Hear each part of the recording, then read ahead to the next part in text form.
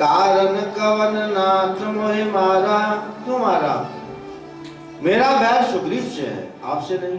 मैं तो आपकी इज्जत करता हूं। हम दो भाइयों का झगड़ा है, लेकिन एक भाई की आपने मदद की, एक भाई को मारा। इसका कारण मैं जानना चाहता हूं। तब भगवान ने कहा, अनुज बधु भगनी सुत नारी, सुन सकतिया समय तारी। इन्हीं कुछ की नहीं जोई, ताकि अरे मूर्ख, मुझसे पूछता है मैंने क्यों मारा? मैं धर्म का वक्ता हूं, धर्म संस्थापनार्थ आया। जो व्यक्ति अधर्म करता है और जो धर्म करता है उसका राजा हूं, संस्थापक हूं, प्रणेता हूं। तूने अधर्म किया, मैंने सुग्रीव का पक्ष नहीं लिया। किसी की पत्नी को, अनुज बधू, छोटे भाई की पत्नी, भगनी, बहन, पुत्री, ये सब एक समान, बेटी। तो तुमने अपने छोटे भाई की पत्नी का हरण किया तो पापी नहीं होना? तो भगवान ने जब कहा तो एकदम अपना अपराध को स्वीकार किया, तुरंत चरणों में लौट गया, प्रभु मुझसे अपराध हो गया। जैसे बाली ने अपना गलती कबूल की और तुरंत भगवान का हृदय पिघल गया। कहा, तुम कहो तो मैं तुम्हें अमर कर दूं हमेशा के लिए। बाली ने कहा, ऐसी मौत कहां मिलेगी? अब अमर होने से कुछ फायदा नहीं, इससे अच्छी मौत कभी मिलेगी नहीं। मैं अभी मरना चाहता हूं। जन्म जन्म मुनि जतन कराई, अंतराम जन्म जन्म मुनि जतन कराई,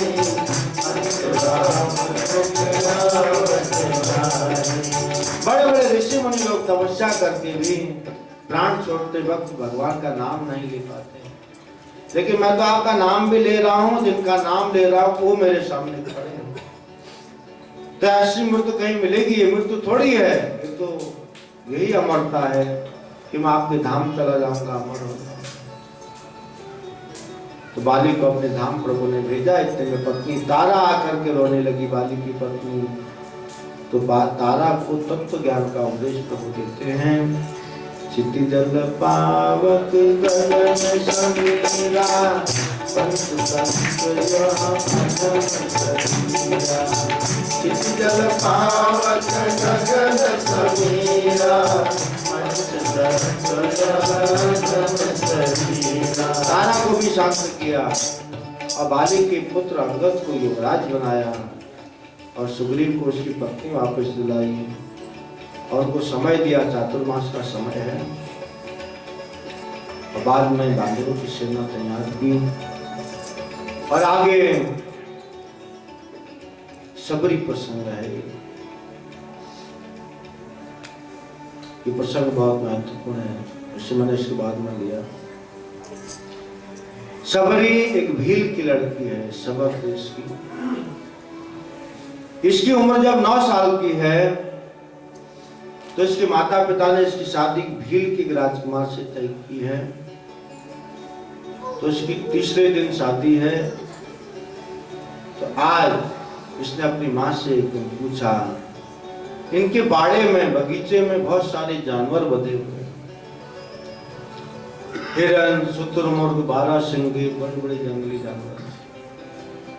तो एक दिन बच्चे ने अपनी माँ से पूछा, माँ ये हमारे बगीचे में, बाड़े में इतने सारे जानवर किस लिए? तब माँ ने कहा, बेटी तुम्हारी शादी है ना, हम समर हैं, भील लोग हैं और आपके पिता भीलों के राजा हैं, तुम राजकुमारी हो। तो बड़े बड़े मेहमानों को निमंत्रित किया जाएगा, उनके लिए अलग अलग व्यंजन बनेंगे। तो इसलिए अलग अलग तरह के जानवरों को लाया गया। रात में माँ तो सो गई, लेकिन बच्चे को नींद नहीं आई। कि दो प्राणियों के सुख के लिए इतने जानवरों की हत्या। तो ये रात को उठी और इसने बाड़े में जाकर के बाड़े के मेन गेट को खोल दिया और सब जानवर बाड़े से बाहर को जाने लगे।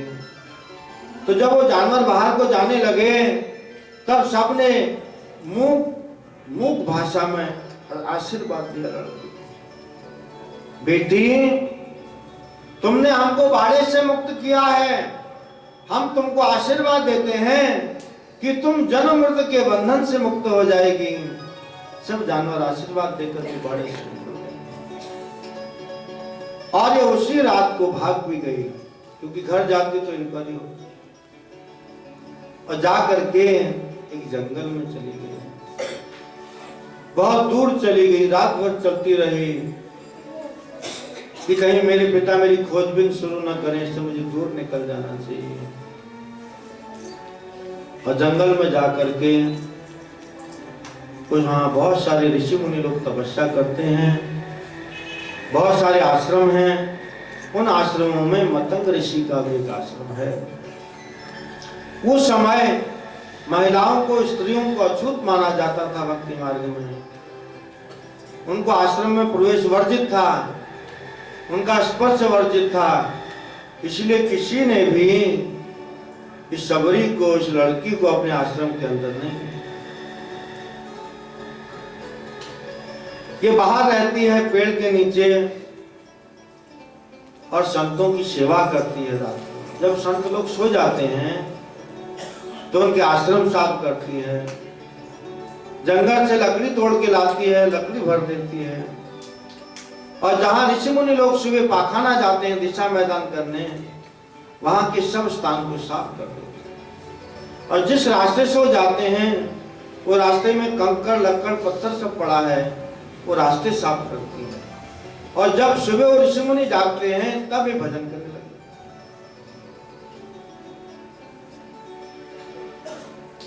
एक दिन कुछ साधुओं में चर्चा हुई कि आजकल अपने आश्रम में भी पानी भरा हुआ मिलता है और चूल्हे में लकड़ी भी तैयार मिलती है, सफाई भी मिलती है, यहाँ तक कि हम जहाँ दिशा मैदान जाते हैं टॉयलेट वगैरह उस स्थान पे एकदम साफ मिलता है। कौन करता है? तो कुछ ऋषि मुनि तो बोले पता जो भी करता है ठीक करता है, अपना क्या, अपना काम कम हो गया ना। तो काम चोर थे कुछ शिष्य लोग, उन्होंने कहा अपने लिए तो अच्छा हो गया, क्या करा है मंडल। लेकिन मतंग ऋषि बहुत दूरदर्शी हैं। उन्होंने विचार किया कि जो चोरी छुप करके हमारी सेवा करता है ये हमारी तपस्या के फल को चुराता है। क्योंकि भले हम किसी से काम लें और उसका पैसा न दें तो ऐसा लगता है कि इसने हमसे पैसा नहीं लिया, लेकिन वो हमारे कई जन्मों के पुण्यों को लेकर चला जाता है। किसी ने हमको प्रणाम किया हमारे चरण से, तो छूने में तो अच्छा लगता है, मैं बड़ा महान हूं, मेरे चरण छूने। लेकिन जो व्यक्ति हमारे चरण छूता है हमारी कई जन्मों की तपस्या का फल लेके चला जाता है। इसलिए सबसे पांव नहीं छुआना चाहिए और सबके पांव छूना भी नहीं चाहिए। तो मतंग ऋषि ने विचार किया कि जो चोरी छुप करके सेवा करता है, चोरी छुपे हमारा तप का फल भी तो चुरा रहा है, इसकी खोजबीन करनी चाहिए। अपने शिष्यों से कहा पहरा दो आज की रात, पकड़ो उस चोर। और सब शिष्यों ने रात को पहरा दिया कि झाड़ू लगा रही थी, शिष्यों ने पकड़ कहा चलो हमारे गुरुजी के आश्रम में, तुम बहुत दिन से सेवा की चोरी कर रही हो, बहुत दिनों से संतों की तपस्या के फल को चोरी कर रही हो, इसलिए तुम्हें हमारे गुरुजी बुला रहे हैं। और शिष्य लोग पकड़ करके इसको मतंग ऋषि के आश्रम में ले गए। जब ये मतंग ऋषि के सामने खड़ी हुई तो थर थर कांपने लगी।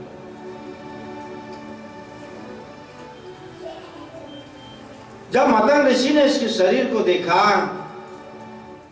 कहा बेटी तुम क्यों डर रही हो, कहा मैं नीच हूं, मैं नीच हूं, भिलनी हूं, मैं पाप है।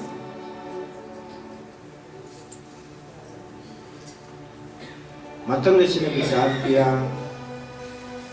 ये चोरी छुप करके इतनी सेवा करती है, भजन करती है, इसमें इसका कोई स्वार्थ नहीं, और फिर भी कहती है मैं नीच हूं। जब इसको कांपते हुए देखा तो मतंग ऋषि का हृदय पिघल गया। कहा बेटी, ये मेरी लाखों जन्मों की तपस्या का फल है। आज मेरा घर छोड़ना सफल हो गया कि मुझे तुझ जैसे भक्त का दर्शन आ गया। अपने को धन्य मानने लगे। कहा तुझे कोई आश्रम में नहीं आने देता, बाहर क्यों रहती है मेरे आश्रम में? और उस समय आश्रम कोई बॉम्बे की तरफ तो थे नहीं कि 500 स्क्वायर फुट में या 5000 स्क्वायर फुट में, 2-3 एकड़ में, कई कई किलोमीटर तक। उस समय तो कोई इतना ज्यादा पॉपुलेशन भी नहीं थी, तो संत लोगों के आश्रम कहां कहां तक थे, कोई बाउंड्री तो थी नहीं, कोई वायरिंग भी किया नहीं। तो मतंग ऋषि ने ऐसा नहीं कि उसको अपने आश्रम में रखा, अपनी कुटिया में रखा, अपने आश्रम के क्षेत्र में से रहने के लिए कहा। अब पता नहीं वो 5 किलोमीटर, 10 किलोमीटर, 20 किलोमीटर कहां रही। अब इतने में ये बात सब साधु संतों में फैल गई कि मतंग ऋषि ने आजकल एक औरत को आश्रम में रखा। तब सबने मीटिंग बिठाई और मतंग ऋषि से कहा, अगर आपको साधु समाज में रहना है तो आपको उस भक्त का, उस स्त्री का त्याग करना पड़ेगा। अब इसमें उन्होंने अपनाया नहीं तो क्या करेंगे, कोई ऐसी बात ही नहीं है। और उनके शिष्यों ने भी कहा, हमारी बदनामी हो रही है पूरे साधु समाज। मतंग ऋषि ने कहा अपने शिष्यों से, तुमको भी मुझे छोड़ के जाना है तो जाओ। जिस व्यक्ति में भक्त और भक्ति को पहचानने की सामर्थ्य नहीं, बुद्धि नहीं, वो आदमी कभी भजन कर सकता है?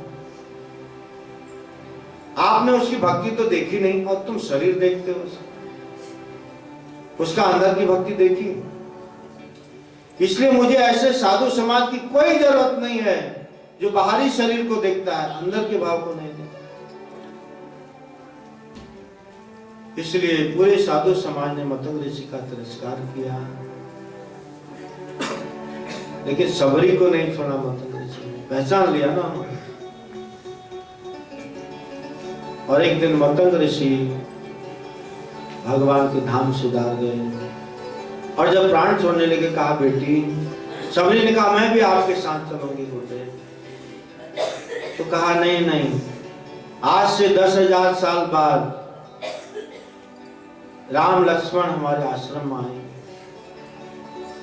आश्रम सोना देखेंगे, कोई उनको पानी पूछेगा नहीं, आश्रम नहीं देगा, मैं भी यहाँ रहूंगा नहीं, तो तुमको तब तक यहाँ रहना पड़ेगा जब तक भगवान हमारे आश्रम में ना आ जाए।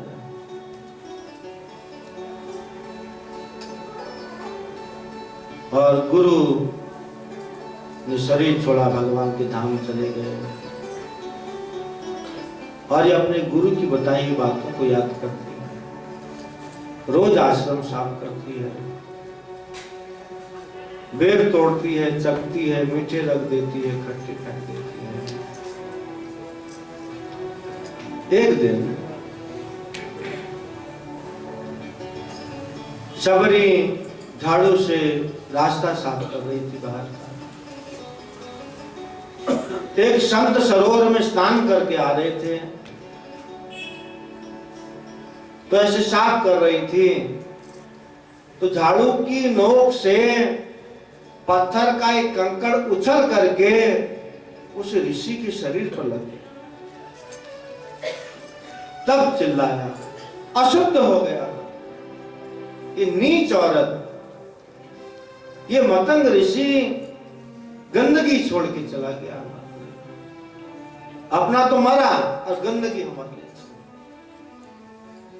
दोबारा स्नान करना पड़ेगा, अशुद्ध हो गया। और ऋषि ने जब दोबारा सरोवर में डुबकी लगाई और जैसे ही बाहर आया तो पूरे सरोवर में कीड़े पड़ गए, और जब बाहर निकला तो सारे कीड़े उसके बदन में।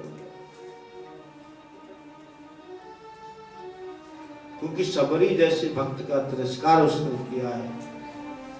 वो कंकड़ नहीं था, तो कंकड़ से ऋषि पवित्र हो गया, लेकिन उसकी भाव जो अपवित्र भाव है, जब उसने दोबारा लगाई डुबकी तो सरोवर में कीड़े पड़ गए। अब चारों ओर ये खबर फैली कि जो सरोवर में ऋषि मुनि नहाते थे उसको कीड़े पड़ गए, नहाए कैसे। अब साधु लोग बिना नहाए रह नहीं सकते, क्योंकि साधुओं को पानी का सुपाश चाहिए। थोड़ा भी कहीं जाएंगे दिशा मैदान तो पानी, बाथरूम पानी, अब पानी की समस्या खड़ी हो। और इतने में भगवान लक्ष्मण जी के साथ आ रहे हैं, तो सब ऋषि मुनियों से भगवान पूछते हैं। सब ऋषि मुनि भगवान को कहते हैं हमारे आश्रम में बड़े बड़े तपस्वी हैं, कई तो ऐसे हैं जो पानी पी के रहते हैं, कई एक टाइम खाते हैं, कई लोग पत्ता खा के रहते हैं, कई ऐसे हैं हवा खा के रहते हैं। एक से तपस्वी के आश्रम,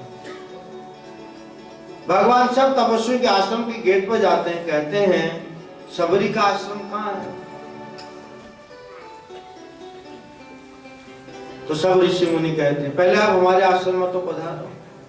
भगवान कहते नहीं, आपके आश्रम में बाद में आएंगे, हमको सबरी के आश्रम में पहले आना। सबरी की महत्ता को बढ़ा रहे हैं भगवान।